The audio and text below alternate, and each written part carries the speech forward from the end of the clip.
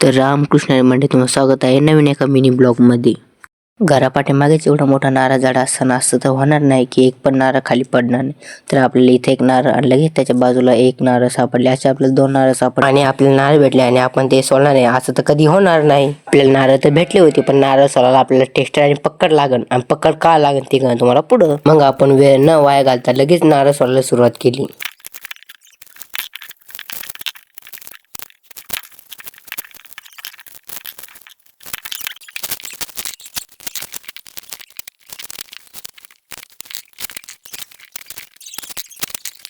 आणि आपण नारळ पूर्ण सोडलंच नव्हतं कारण की मध्ये पाणी पण नव्हतं वाजत आणि नारळ पण छोटं होतं आणि एकाच नारळामध्ये बघा पॅन्ट किती घाण झाली होती.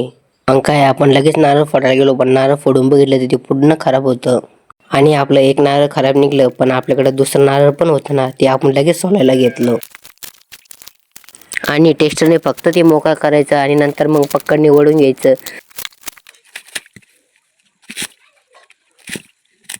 आणि आपलं हे सुद्धा नारळ सोलून झालं होतं आणि ह्या नारळामध्ये बघा कसं पाणी वाजत होतं आणि नारळामध्ये एवढं पाणी वाजत होतं. मग लगेच आपण ग्लास घ्यायला गेलो आणि आपण लगेच नारळ फोडलं. मला वाटलं नारळामध्ये खूपच जास्त पाणी निघेल पण अर्धा ग्लास पण पाणी नाही निघलं नारळामध्ये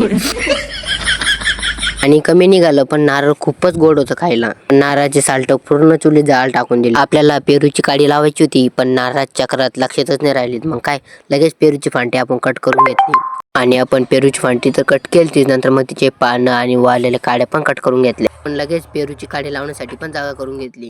आपण लगेच ती पेरूची काडी पण लावून दिली आणि आपण लगेच त्या पेरूच्या काडीला पाणी टाकलं. ही मांजर बघा कशी बसली होती, तिकडे काय पाहत होती काय माहिती, झोपली होती ते सुद्धा कळत नव्हतं.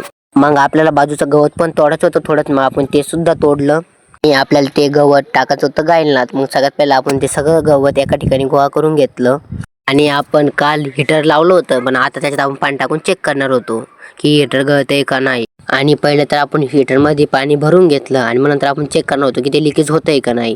मग हीटर आपण मस्तपैकी पूर्ण भरून घेतलं आणि मग आपण त्याला कोरड्या कपड्यांनी पुसून घेतलं आणि मग आपण 1 तासाने येऊन बघितलं तर हीटर बिलकुल लिकेज होत नव्हतं. तर मग नंतर काय आपण त्याला पूर्ण वायरिंग ते लावून घेतली. आता आपलं हीटर पूर्णपणे रेडी झालेलं होतं. ब्लॉग आवडल्यास ब्लॉगला लाईक करा आणि चॅनलला सबस्क्राईब करा. तोपर्यंत रामकृष्ण हरी.